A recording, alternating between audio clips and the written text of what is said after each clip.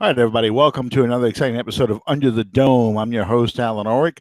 We are wrapping up the end of the OTAs. Next week is mini camp, then they break for 6 weeks, and then training camp. It's already the first week of June, believe it or not. Although, if you've been outside, you know it's the first week of June. Oh, my God, it's hot. How's it up there in North Louisiana, Sean? It's not as humid as it is in your neighborhood, but it's still hot. And I've lived in Texas, I've lived in Louisiana, I've lived in Oklahoma, and hot is hot. Yeah, you But got a dry heat. It's like opening an oven door. It's still hot. but I've been in New Orleans in August, and you need a really sharp blade to cut your way through the air. No, I'm doing good, man. We want to welcome everybody once again to Under the Dome and thank Fan First Productions for being our sponsors. We want to invite you guys to subscribe to our show on iTunes and on YouTube, and also join our Facebook page, Under the Dome Podcast. We look forward to seeing you guys and hearing from you, and away we go. Well, as I said, it's the end of training. Back up. The end of OTAs. They've got, I think, one more Wednesday, and then one is open for the media on Thursday. Sean Payton addressed the media today. But after OTAs are done, next week, next Tuesday, Wednesday, and Thursday, it's not going to be the weekend like I thought it would be. It's Tuesday, Wednesday, and Thursday. They're going to have the first mini camps, and they're going to be open to the public. You get to watch guys run around in shorts and t-shirts, not know who the hell half of them are. They got the names on the on top of the helmet still. Then they take a break for 6 weeks, and then they come back last week of July, and here we are. It's already the 2019 season, so it's exciting. We're hitting that part of this off season now where it's finally. Whoa! I'm gonna have to get rid of that sound. It's finally hitting the part of the off season where we are now going to start seeing. Getting geared up, and I think this is part of the reason why they did not show any kind of serious interest in Gerald McCoy. We are now getting into the part of the offseason where they're pretty much, these are the guys we're going to go with in the training camp. And Gerald McCoy, of course, signed with the Carolina Panthers 2 days ago or 3 days ago, I believe. No. It was yesterday. It was Monday. Oh, my God. It shows you what it's like for me at work right now. It felt like a week ago, but it was yesterday. He signed with the Panthers. And the stories that are coming out today, and Sean Payton confirmed it after the OTA, his meeting with the press, that Saints really had no interest in Gerald McCoy. They like what they got right now. What do you think of this, Sean? I completely agree with Sean Payton on this. It's kind of a two-edged sword, actually. McCoy would have been a nice addition, as we've discussed ad nauseum, primarily directly dependent on the situation with Onyemata and the outcome of that. And don't be fooled. Just because we don't know how that's going to play out doesn't mean that Sean Payton and the Saints organization is not already aware of whether or not he will be suspended. And I think this is a clear-cut marker of how that's going to work out. I saw several in several chats yesterday about, woe is the Saints, and we still have to play McCoy 2 times. You're going to see Gerald McCoy maybe 1 out of every 3 or 4 plays. He's going to be a rotational player. Even as bad as the defensive line is for Carolina, that it's just that point in his career. I will be absolutely shocked if he's nothing more than a rotational player. I don't think that the Saints really missed out on anything by not pursuing it.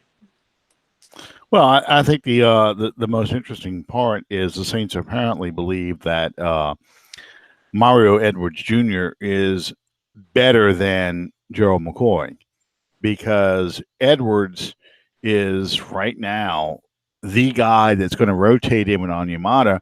And I agree with you. I've always felt that Onyemata is not on the suspension list yet. I think this is a first time offense for him, and they're going to treat it like, okay, now you're under the radar. We're going to on the radar. I mean, we're going to start randomly drug testing you, and if you test positive or have a false positive or miss a test, here comes the suspension.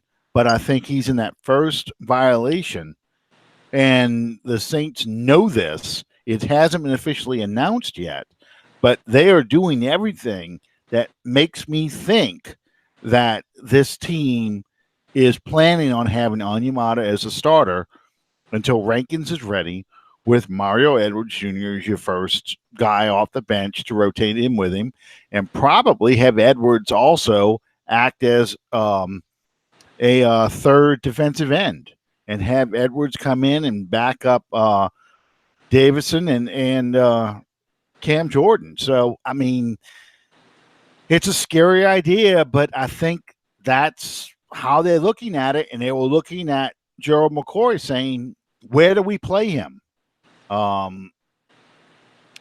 We're not going to be able to guarantee him the number of snaps he thinks he wants. And we're not going to pay him $8.5 million to be a part-time player, which is basically what Carolina paid him. So, it just didn't work out the way they wanted it. And I think their just attitude was, let's see what these undrafted free agents can do for us. Let's see if we can find another Taylor Stallworth, And you look at the moves this team has been making lately, all these different running backs, and, I don't even know the names of half of them, but, Buck Allen was one person's name I remember because it sounds like the lead singer of the Good Old Boys country band or something, But it does. I mean, you got to, or he's a 1930s and 40s serial hero, follow the adventures of Buck Allen as he battles the Amazon tribes. That's the kind of name that is. Yeah. I can't argue with you there. So, I mean, so it looks like the team is really focusing on upgrading their special teams, upgrading the bottom half of the roster with young, cheap players, and rather than going out and spending a lot of money on veterans. They're building this team for long-term success, not just to get Breeze that ring before he retires. And not signing Gerald McCoy is another signal that this team is going to be built for the long term. We're not all in. We want to be all in. We're going to be as all in as we can, but we're not straying from the script of we're going to be long term. I agree. You can build this. You could have made the effort to build this team from the standpoint of just making the Super Bowl next year, just sending Breeze out a winner, just that far. But that really does a disservice to the organization, because if you don't think long term now, you're going to be put in a position where someone else is being brought in and thinking long term then. Yeah. I mean, the draft picks they made this year, to me, especially the bottom half of the players, really are special teams kind of players. I think the players they were looking for in the second and to an extent in the fourth round, which they ended up getting starter quality players, but they were looking at guys who that is going to be the next wave. If we can't afford to pay Marcus Williams and Von Bell, we've got a safety coming up behind them. Yeah. That we can just put in there. Max Unger retired. We were aware that he was talking about retirement. He retired. We were going to address a center. They signed Nick Easton um, to a relatively inexpensive contract. He's a young player. We have Cameron Tom we've been grooming. We drafted Will Clapp last year. This center fell into our lap. So once again, here's a young piece. Instead of paying a center $10 million a year, which I believe is what, or maybe $8.5 million a year, I think is what Unger was making. You now have a center who is on a rookie contract. So your offensive line got cheaper. I would not be surprised to see if they don't extend Pete, that they go again with another inexpensive offensive lineman in the draft. So that's how they're going to be approaching things. That we're going to pay somebody like a Michael Thomas, we're going to pay an Alvin Kamara, but we might not pay Andres Pete, or we may not pay. Just start throwing names out there. Damn, I just lost. we may not pay AJ Klein again. We may just let him go, and one of these young linebackers replaces him. We may not pay Eli Apple. That was the name I was thinking about. We may end up going with a different guy at corner. So it's several things that they're looking at, and again, it's the long-term view of the team. They may not pay Teddy Bridgewater. They may let Teddy Bridgewater walk and go and get a cheaper veteran and go draft a quarterback. We don't know. It depends on how things work out. They may want to save the money they're paying Bridgewater. They would pay a Bridgewater to pay Michael Thomas. Exactly. You're going into that situation. You're going to have a priorities list. Your players like your Alvin Kamara, your Michael Thomas, your Marshawn Lattimore, these guys that rookies of the year at their respective sides of the ball. You're someone that's on pace to basically rewrite every record of this organization has for receiving. You're going to pay guys like that. And if that means that you have to trim elsewhere, that's just something that you're going to have to do. You can't afford not to. You can't afford not to keep an Alvin Kamara, especially now with Mark Ingram gone. You can't afford to not have a Michael Thomas, especially now when you're looking at Bree's career coming to an end, and you got to have someone for the next guy up to throw to. You absolutely need to keep these guys on the roster. Well, and that's something else I was thinking about with Latavius Murray. Latavius Murray got the money that they had budgeted for Ingram. But all these running backs they're bringing in, these are guys that, like a Chris Ivory, like a Pierre Thomas, like a Kyrie Robertson, somebody they're going to look at and go, okay, can we look at bringing this guy maybe as the third running back? And we'll let him battle it out with Murray. And maybe next year we let Murray walk, and then we just move this guy up, and he's on a cheap contract, restricted free agent, exclusive rights free agent, so we can afford to pay him cheap contracts until we have to pay him the big money. I just saw a story. One Los Angeles Times, I think it was Bleacher Report, but it was something. It was something about the Los Angeles Rams.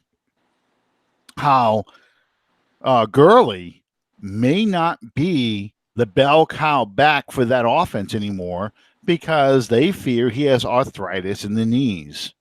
And that was part of his problem at the end of the season last year.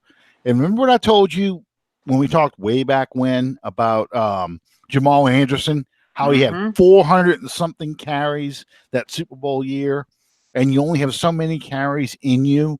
Well, Gurley was injured when he was at Georgia, so the Rams are going to see that, we're going to have to do something different with this offense. We're going to have to go to running back by committee approach, and you're going to see that as you have been throughout the league. And I think the Saints are aware of that too. That we can't make Alvin Kamara be a 25 touches a game player because we're going to wear him down. But if we can get 2 or 3 backs like we had in 2011, like you had in 2009, like you've seen the Saints do in the past, 2 or 3 backs where they can all play off each other. We can rotate these guys in, save the wear and tear on Kamara, but also have good, strong inside runners as well. I think that's what the Saints are going to be looking at. Well, I mean, you saw the results of that. Let Kamara be the man in the first 4 games of the season last year. And the offense, how do I say this diplomatically? The offense looked completely out of sync without Mark Ingram in there, in my opinion, the first 4 games. Not until the Giants game in the second half did they really look like they were putting something together. Yeah. Your most productive as a running game, I mean, not as a passing game, because clearly the Atlanta game they could throw the ball. Your most productive, of course, he's only played 2 seasons, but your most productive output that you've gotten from both Ingram and Kamara, well, with Kamara, has been when he's been used in tandem with Ingram. And with Ingram, if you'll look back over the course of his entire career, the most production that you got out of Ingram was when he was paired with a Alvin Kamara, a Pierre Thomas, a Kyrie Robinson, a Chris Ivory. You never had to depend on him to shoulder the entire load. Yeah. Well, speaking of running backs from the past, Darren Sproles made an announcement saying basically he's talking about coming out of retirement and he only wants to play for one of the 3 teams that he has played for in the past. The Chargers, the Saints, or the Eagles. Of course, do you think that means that his wife will lift that voodoo curse you put on I've heard about this voodoo curse. I forgot about this curse. The Compton curse, I think it was called. Yeah. I honestly have forgotten all about that, but at the same time, that was the Greenbrier curse too. It had come set in at the same time, so that double whammy. And there's some people who feel like that maybe that curse is why the Minneapolis Miracle happened, the no call happened. I would like you don't threaten anybody in New Orleans with a curse. That's not cool. I just rewatched the other day my my highlight tape. I still have one VHS player, but it's built into my TV, so I can't hook any other TVs up to it. My one working VHS player, I played my old 2001 Saints highlight film, and it starts off with the voodoo ceremony that they had before the Rams Saints playoff game. And there's a lot of people who and once again, the Greenbrier curse, the Madden curse, the Compton curse. You've got people who, they attribute that voodoo ceremony as how we won a playoff game. And that, Hakeem drops the ball because of the voodoo. So, yeah. If it gets rid of the curse, if we can go on to the Super Bowl now, I'll be happy with that. To be honest with you, I can't see Sproles being brought back, not because of the voodoo curse, but I just do you need to take that? Let me grab that real quick. Hang on. Okay. You just talk away. I'll pontificate while you I can't see Sproles being brought back to the Saints because all the moves that they've made during the offseason to acquire the special teams talent that they have, all of the running backs that they've brought in, I don't think, much like McCoy, I can't see them being willing to pay Sproles what he will think he's worth to the Saints to bring him back. Well, you know, I could hear part of you because I have the speakers turned up so loud in this room. But anyway, Well, that's what happens when you get old and your hearing starts to go. yeah, that's what it is. That's what it is. Um, what we were just talking about, all these young players. You want to see what the young players can do. I don't see a place for Darren Sproles in this team. He's not. He's not the player he was in 2011 through 2013. Clearly, but honestly, I just don't. Where do you put him? Do you keep 5 running backs now and a fullback, so you have 6 players? Because we're talking about, clearly Murray and Kamara are your 2 starting running backs. Maybe a third guy comes in to compete with Dwayne Washington. So, maybe the kid from Nebraska. Who knows? So now you're talking about, keeping Sproles in as the number 4 back.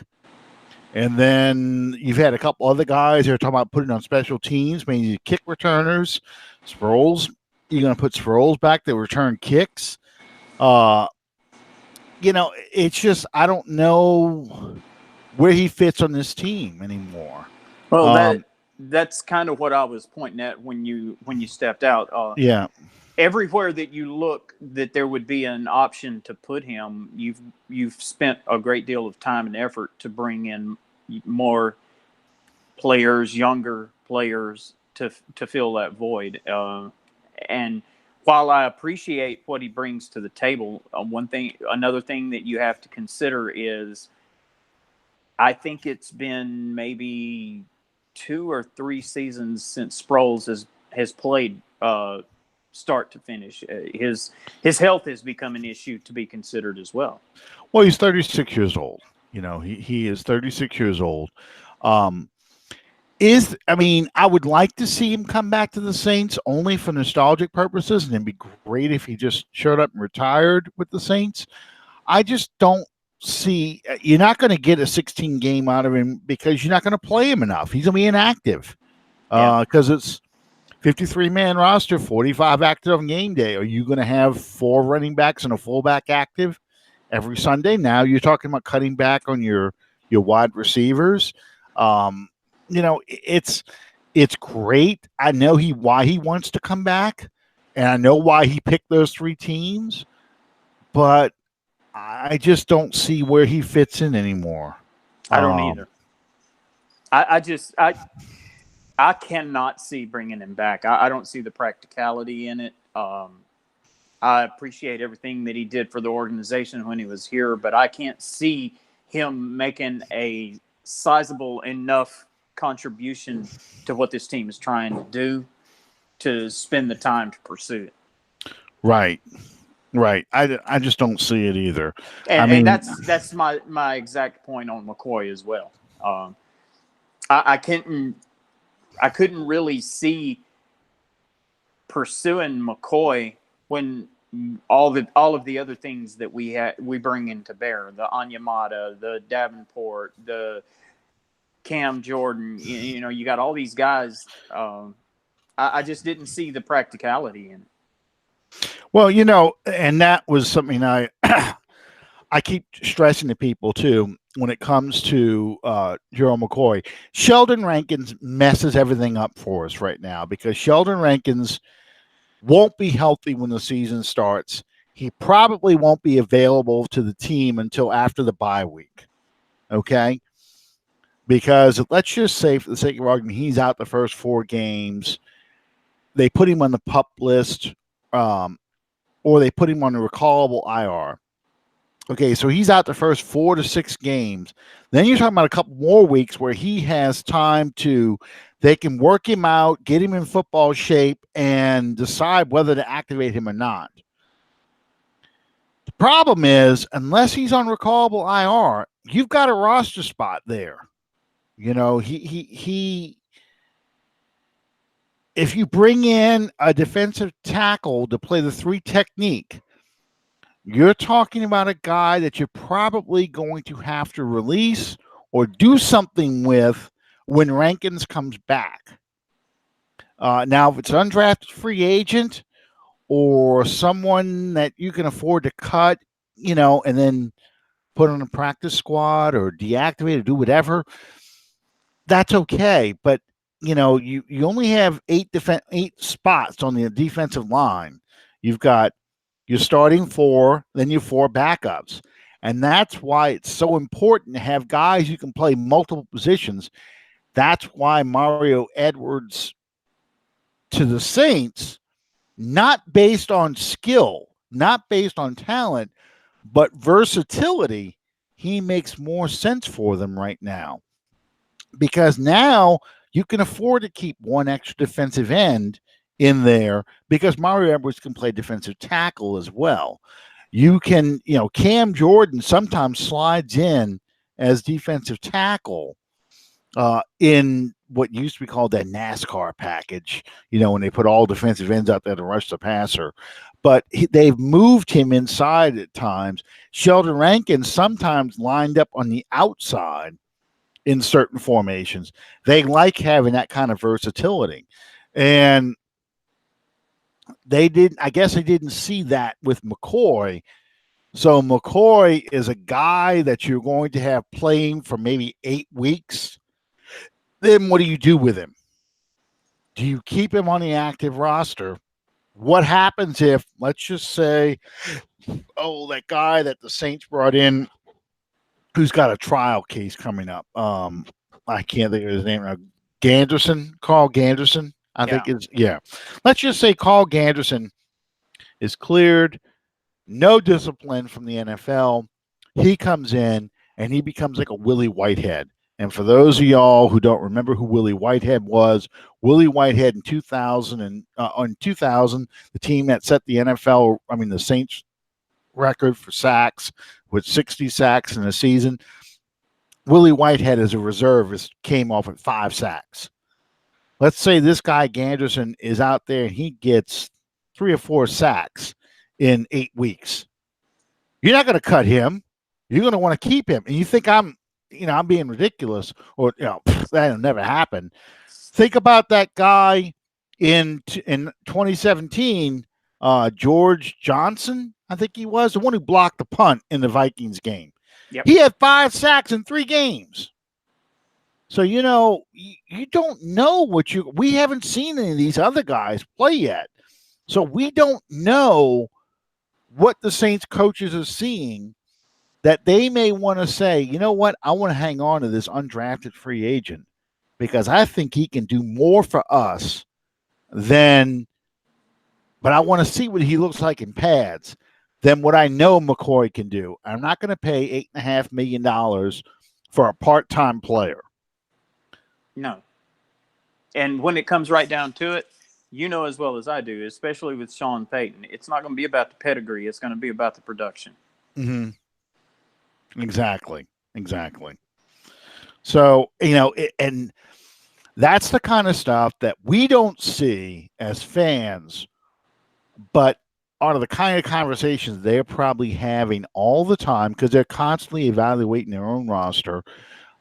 They're constantly having with the Saints inside the front office that we want to go with these younger guys and see what we have. And they're either going to make it or they're not. We'll be able to find something else cheaper out there on the street if we have to. But the big names we wanted to bring in, we brought in. Yeah. And that's just the way it's going to be. I don't really, outside of camp bodies, so to speak, I don't really see any more flashy moves being made on this roster. That's the type of year it is. I mean, it's the time of year it is. The next time you see a big name getting brought in, or we're going to be talking about a big name, is probably because of an injury. Yeah.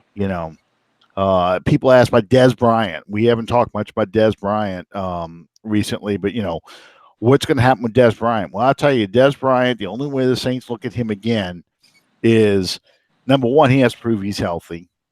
And number two, we got to start losing receivers like we did last year. Other than that, the Saints are going to go with the Kirkwoods and Lil Jordan Humphreys and those players because, once again, They'd rather go with young and inexperienced and see what we got with the cheaper players than go out and spend money on a veteran that may or may not be able to contribute very much to us. That's right. And that's just that. I mean, that's just how I see things right now. What was the other thing? There was something else that we were going to talk about today, and I forgot what it was now. Talking about OTAs, talked about the Darren Sproles, Gerald McCoy. There's got to be something else that I listed. What did we say we were going to talk about before the show started? Do you beep when you back up like that? Yeah. I'm sorry. I don't remember. I didn't write it down. Okay. No big deal. I just can't believe we've gone. I knew you'd remember. It'll come to me in a second, but there's something else popped into my head. Today is the charity softball tournament too. The Saints are going to have over at Turchin Stadium on Tuline's campus. They're having the annual softball tournament. I've been to it a couple of times. It's actually kind of fun. Back when Heath Evans started it, and then let's see, Drew Brees has been in charge of it before. Jari Evans was in charge one year. Zach Streif was in charge one year. Actually, it's not a very good record now that I think about it, because most of the guys who've been in charge of this thing aren't on the team anymore. But Ben Watson did it once. Ben Watson did it. Yeah, there you go. So it's been going for about 10 years now. It used to be at Zephyr Field, or now, no, it's still called Zephyr Field, but the baby cakes are leaving. They have like a little home run derby. You know, and I always think about the Drew Brees stories when I think about that home run derby. Did you ever hear the story about how competitive Brees was? Streif beat him in something. I think it was ping pong. Ping pong. Did you ever hear this story? Mm-mm. Okay, this gives you an idea. This probably dovetails well with the story about getting what it's going to be like after Brees is gone. What kind of person it's going to take for the Saints to have at quarterback for them to be as productive as Brees. So Zach Streif plays ping pong, okay? He's pretty good at it. And Brees had never played before, or Brees kind of played like you and I have played ping pong. So they play a couple of games, and Zach Streif basically kills him. And he talks some shit and stuff like that to Brees. Brees just goes to his locker, and a couple weeks pass. And he comes up to Streif and he says, "Hey, want to go again?" And Streif's like, "I guess you just want another ass kicking. Sure, let's go." They get out there, and if there's a Pete Sampras of the ping pong table, that would have been Brees on that day. He destroyed Zach Streif. And Zach's like, "What the hell happened?" He says, "I had a backspin serve that was unhittable. Brees hit it every time." And they said, "Dude, when you weren't around, he's in the corner with the table practicing consecutively for like hours at a time." And, he was just that driven on something as meaningless as a ping pong game. Now, you do realize that Brees was a tennis player in high school. Yes. And beat Andy Roddick. Yes, as high schoolers, right. Yeah. I heard that and I was like, wow. Yeah. But, I mean, it just gives you an idea of how Brees is constructed, how he's wired. If he's going to do something, he's going to be the best at it. And he's going to keep working at it until he's the best. And he's not going to be that kind of person that you're going to see working at it. He's going to do it on his own, but he is committed to doing that. And that is the intangible. And that's what made him, and we talked about this a couple weeks ago, that's what makes him a Hall of Fame level quarterback versus just a regular quarterback like an Aaron Brooks, like a Bobby Hebert, like an Archie Manning, a guy who has got a lot of talent but never produced to the level of a Drew Brees, who, Brooks had a stronger arm. Archie Manning was far more mobile. Um, Bobby Hebert, a much more vocal leader than Breeze probably, but Breeze took everything he did to the next level. And because he did that, he surpassed all three of them in what they brought to the table. Can you still see me? Yep. Can you still hear me? I can still hear you. Well, you're not moving anymore. Now you're when you start to talk, it goes to a black screen. Okay, well, it's fixing to drop me for some reason. The screen's froze up. It's always around this time too. I don't know why. It's a voodoo curse. Yeah, it's the Compton curse. I got you. Yeah, well, I'll be right back once it drops me. The screen is froze. It allows me to do nothing. You can hear me though, right? You can see me and everything. He's gone. Okay. All right. Anyway, I really don't remember what was the other thing we were going to talk about because there was something else that we were talking about off air, and I did not write it down as part of our show because I figured, as usual, we were going to go on and on and on and take up too much time on other topics, but it did not happen. So anyway, are you back? I am back. Okay, I was just saying, I did not write down. It was something we were talking about off air before we came on that we wanted to talk about during the show, and we just never did. So I didn't write it down. I usually write this stuff down, a jot to remind me to do stuff. My phone ringing like that really threw me off too because they got a stupid question I'm gonna have to answer, and yeah. Anyway. Okay. Well, we'll kind of open this up a little bit. Okay. I know that you, as well as I, constantly are hit with, I guess you could call them rhetorical off-season questions. Mm-hmm. You don't have to call anyone out. What's the dumbest thing you've been asked yet? The dumbest thing? Yeah. That was put to you as purportedly intelligent.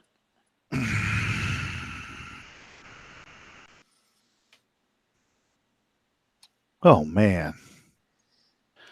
I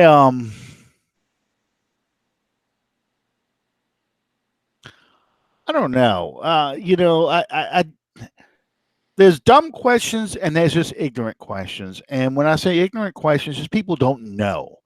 And so as a result, I don't want to make people feel like, hey, that's a stupid question to ask. But questions are things that people should know better, I guess. One of the things that bugs me, and this is going to be, the Peter Griffin, it really grinds my gears. One of the things that bugs me, I guess, is Saints fans' attitudes, and certain Saints fans' attitude of when a guy plays for the Saints, I'm buying his jersey, I'm cheering his name, I love him to death, but as soon as he leaves and goes to another team, he's dead to me, and he sucks, and he's garbage. I saw a little bit of that come out when Ben Watson came out of retirement and went over to New England. And he, of course, came out on Facebook or Instagram or Twitter, maybe, I don't remember which platform it was anymore. And he admitted that he wasn't planning on coming out of retirement to get his body back in a condition where he's not going to be in pain. He is going to get over, because there's two types of training. There's training when you're a young player, and then when you're an older player, and you have longer recovery times. And the NFL bans certain substances because they could be considered performance enhancing or something like that. Watson took something like that to help his body heal because at the time he took it, he had no intention of coming back. He just hadn't filed his paperwork yet. So he takes a drug test. He flunks a drug test, and he's like, it doesn't matter. I'm not coming back anyway. This, whatever it was he took, and he gave the name of the product. It wasn't, it wasn't weed or anything like that. It was an actual medical product, but it's on the NFL's prohibited items, like the Star Caps issue. The Star Cap stuff, that was just a diuretic so they can help them make weight. Deuce McAllister is one of those players that has a hard time making weight during the season. A diuretic like that helps you get rid of the excess water and allows you to make weight. Well, it's got a product in there that whatever test players take, that flagged it. Well, the same kind of thing happened with Ben Watson. This medication he took is perfectly legal, but it's got a product in it that was flagged by the drug test. Well, you start reading this stuff online, screw that loser. He's not a Saint anymore. I don't care. I hate him. And it's like, really? You guys loved him last year. You kept talking about how he was your favorite Saint. He'd write these great things on Instagram and on Twitter and social media about his faith and about race and about abortion and all these things that you can't purportedly care about. Wonderful human being. You loved his kids. You were so excited his wife's pregnant, but now he's a patriot. He's dead to me, and he's a bum, and I hate him. And the same thing was said about Brandon Cook, about Jimmy Sproles. Graham, Darren Sproles with the curse. That's why I didn't even remember the curse, because, that was something his wife vented about. But, fans turned against him, and it's just, I don't understand that mentality. I can be mad at Bobby Hebert for doing the stupid, plane thing he did when he was a Falcon playing against the Saints. And that can piss me off. I can be mad at the fact that Sam Mills has a statue in front of the Carolina Panthers stadium. But because of something that happened between Sam Mills and Tom Benson, when Mills left in 1995 to go to Carolina, Sam Mills is not in the Ring of Honor. His jersey number is not retired. He was supposed to have a banner hung in the stadium back before they put the Ring of Honor, before Katrina, when they had the banners up in the corner. You saw Jim Finks, Pete Maravich, Eddie Robertson, Archie Manning all had banners up in the rafters in the dome. Sam Mills, Ricky Jackson's in there too. Sam Mills was supposed to go up there, and Benson killed it. And we don't know what happened other than the fact that there was some falling out because of that. Sam Mills has not been honored by us. That kind of stuff pisses me off, but it does not take away from the way I view Sam, Hebert, Morton Anderson, Joe Horn, Jimmy Graham, Darren Sproles, all those players. If I didn't like you as a Saint, I'm definitely not going to like you on another team. But if I liked you a lot as a Saints player, and I've already told people this 100 times, when Chuck Muncie and Wes Chandler went to the Chargers, guess what? I became a Chargers fan because I like those guys. Didn't replace my love for the Saints, but I started watching Chargers games because of those two guys, because they were former Saints players. The name on the back of the jersey does matter to me to an extent, because if I like you enough that I wanted your jersey, or I like who you were as a player, I will follow you in your other teams. And except when you play the Saints, I'm going to cheer for you, unless you go to the Falcons or the Cowboys. fuck you then, because I'm not gonna. What people fail to realize, to us as fans, the NFL is entertainment. Of course, a lot of people take it way more seriously than entertainment, and I get that. You got to remember the word fan is short for fanatic.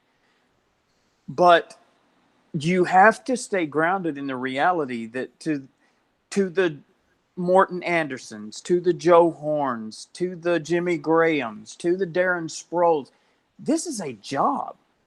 Mm-hmm. And if this employer isn't going to pay you to do your job anymore, and you have someone else who is willing to, you got to take advantage of that. Because we're not talking about a 30-year-long window of opportunity for you to earn a living doing this. The average career in the National Football League, I think 2 years ago, was 3.5 years. Mm-hmm. I don't fault players for going elsewhere. Now, the caveat to that is the guys that do go elsewhere, and as they're walking out the door, they decide to stick a knife in the heart of the organization that gave them a start, and they want to run their mouth and talk trash about the Saints or whoever. You know, that leaves me with bad blood. I will say that. Well, I can't find it anymore, but I do remember in 2003 when Kyle Turley left, and Kyle Turley basically trashed the Saints organization, trashed Mickey Loomis, called Mickey Loomis a bean counter, said that the guy that they should have kept as the general manager, they fired, Randy Mueller.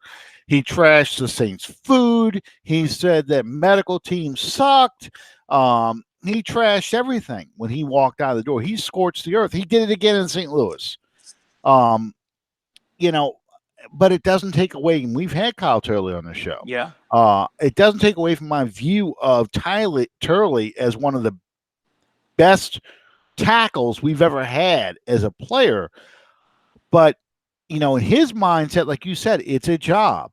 And this is a job where his earning potential was cut in half because of injuries. His longevity was cut in half because of injuries, and he was pissed off about it because he felt like, and we said it on our show, he felt like teams did things to him to make him go out and play with concussions, with bad backs and things like that, because it was more important that he goes out there and does what they need him to do than worry about his long-term health. So I get that, and it is a business, and these, like old Tex Schramm, the old Cowboys general manager, had said back when Tom Landry was head coach, they're the ranchers and the players are cattle, and we can always get more cattle. That's how players are treated. If the things we were talking about at the beginning of the show. Yeah. We're going to pay you only this much, and if we think your production doesn't justify your pay, you're out of here. I don't care how much you did for us. You're gone. At the same time, organizations, and the Saints are coming around to doing this again. Good organizations honor former players who did give it all on the field. Yeah. A statue of Sam Mills, the keep pounding thing in Carolina. I really want Sam Mills to be honored in the Ring of Honor. I'd love for a statue of the entire Dome Patrol out in front of the stadium. Absolutely. That's the kind of stuff that now you can say, okay, it's all is forgiven. I understand it's a business. You're still respected by Saints fans. And I think as the years go by, like Hebert and like Anderson, people were really pissed off about those guys when they were gone. I think the Grahams, the Watsons, when they stopped playing, fans would come back to he really was a great player for us. And, I really wish we had a guy like him on this team. Yeah. And I think that, and so I'm looking at it again, like the Saints, I'm looking at it long term, like, man, you like this guy until he's gone, and now you hate him. But when he retires, oh yeah, he was great. I always loved that guy. No, you didn't. You didn't. We got to keep a list so we can call people out on this. Yeah, I'm gonna keep my ledger. Yeah. 3 comments on this day, and they said this. Yeah. I always loved Jimmy Graham. Your ass. You wrote this. Pull it back up and then give it to him. Well, Yeah. I hated Jimmy Graham, and that's not a big secret between you and I. I know. But anyway, I digress. We want to thank everybody for joining us tonight. It's time to make the donuts, so I'm going to have to skip on out of here. Thank you guys so much for joining us. It's the off season. We kind of have to generate stuff to talk about, but you all always hang with us, and we appreciate it so much. We want to invite you once again to subscribe to our show on iTunes and on YouTube, and join us here again. Alan with his Popeyes cup, and me with my skid lid. Yeah, there you go. I forgot my cap tonight, man. I'm not going to expose my head and blind the camera. But anyway, invite you guys to subscribe to our show on iTunes and on YouTube, and follow us on Facebook. And my name is Sean Williams, live from the Two Dudes Studios here in beautiful downtown Monroe. And with that, I want to throw it back to my esteemed colleague, Mr. Alan Ulrich. Hey, one thing I forgot to mention, I got my first football preview magazine of the year. This is the Lindy Sports. I've been getting this now. Let's see, what issue number is this? This is volume 33. So I have, if I remember right, I either have 31 or 32 of these things. I have almost a complete collection of these because that's the kind of person I am. My wife looks at me like I'm insane because she's like, "What are you going to do with all these things? Are you actually going to go back and look at a football magazine from 1992?" Yes, I probably will. But no, I think I've got the first one I bought was in 91. So that would have been issue 31, I believe, or issue 2, issue 3. So I have 31 of these things. But anyway, just for the record, Lindy predicts the Saints to win the NFC South. I forgot who they had as the Super Bowl predictions. Oh, they gave the Saints a B on the draft. They loved the first 2 picks. They didn't like this Saquon pick too much. They thought his injuries made him kind of, they overdrafted him. Oh, they don't predict it anymore. They used to predict. Yeah, they don't have a Super Bowl prediction in this one. I just bought this magazine last week and I read the Saints prediction, but that was about it. Yeah, they don't have a. Oh, here we go.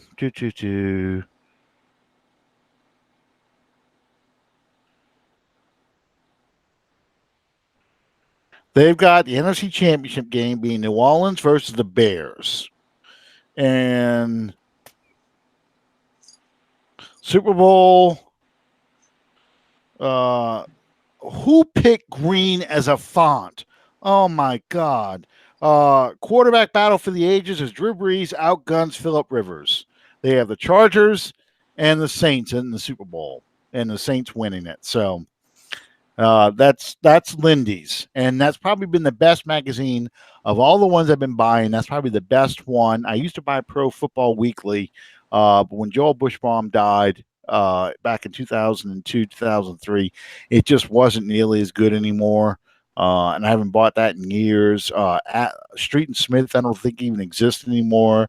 Athlon was another one that's been out. The first one I bought has Dome Patrol on it in 1991. So, I mean, the football preview magazines are coming out now, and there's not too many magazines left anymore, but that one has been a favorite of mine for a long time. He gives a complete breakdown. I'll show you this real quick, and then I promise I'll wrap it up. Gives you a complete breakdown of the entire roster, which I really like. I always have liked it. Let me find the Saints real quick. This is what happens when you do this shit live. Okay, there's the Saints right there. And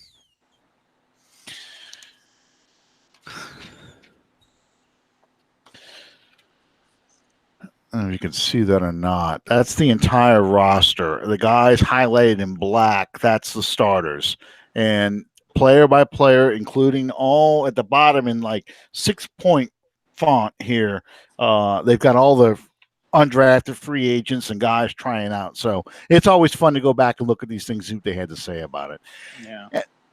But that's what happens. That's what you do in the off season. That's about the sum total of my show prep around here.